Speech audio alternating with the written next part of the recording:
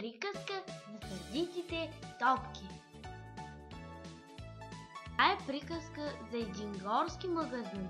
В него имало различни играчки, но най-много били топките.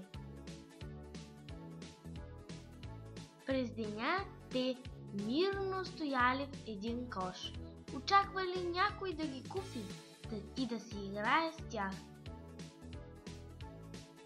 А нощем, когато в магазина нямало купувачи и немирни животни, топките излизали от коша и започвали да подскачат. Но една нощ се скарали. Една топка се намусила и казала на друга топка: "Ти не си като мен и затова не искам да си играя с теб. Уж топки, а се карат."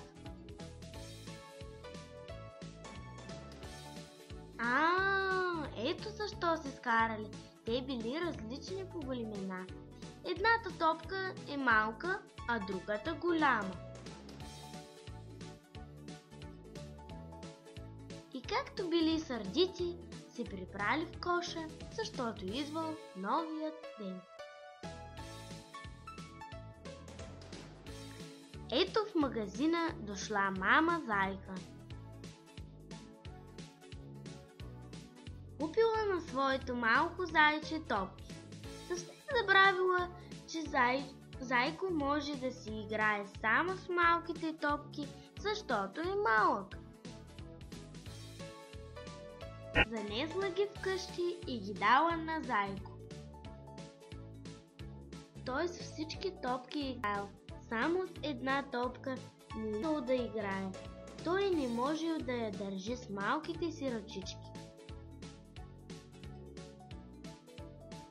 Скрила мама Зайка голямата топка за по-късно, когато Зайко порасне и стане голям. Той по цял ден си играл с малките топки.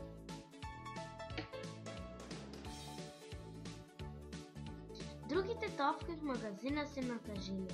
Кой ще си играе с тях? Те не знаели, че децата обичат да развеселяват топки.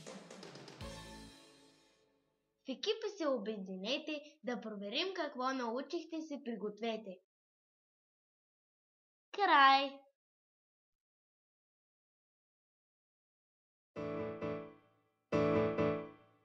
Хем съм малък, хем съм бил голям. Как така и аз не знам. И това съвсем не е шега, а проблем, но как да го реша? Хем съм малък, хем съм бил голям. Как така и аз не знам. И това съвсем не е шега, а проблем, но как да го реша? Щом посегна печката да включа, Малък си, не пипай ключа. виж обаче сторя ли беля се пробиват. Мъж голям си как можа. Хем съм малък, хем съм бил голям. Как така и аз не знам. И това съвсем не е шега, а проблем, но как да го реша? Хем съм малък, хем съм бил голям. Как така и аз не знам. И това съвсем не е шега, а проблем, но как да го реша? Щом поискам бебето да гушна, Малък си, бъди послушен. виж обаче сторя ли беля се провикват. Мъж голям си срамота. Хем съм малък, хем съм бил голям. Как така и аз не знам. И това съвсем не е шега, а проблем, но как да го реша?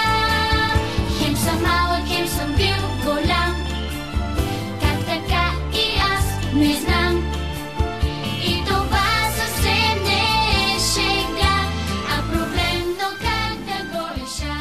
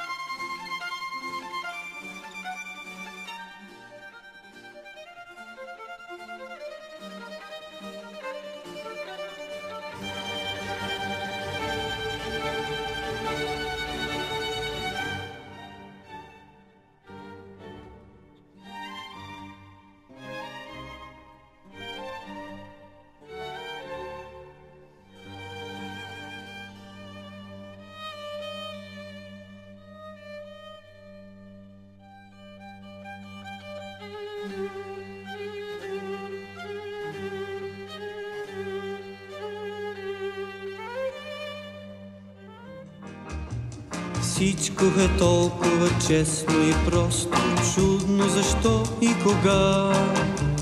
Толкова сложен и пълен с въпроси, някои правят света.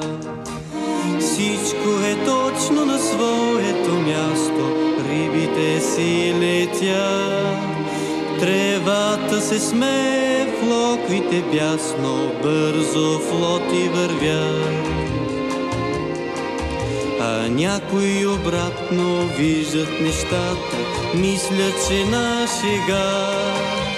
Правиме точно такава играта и разбъркват света.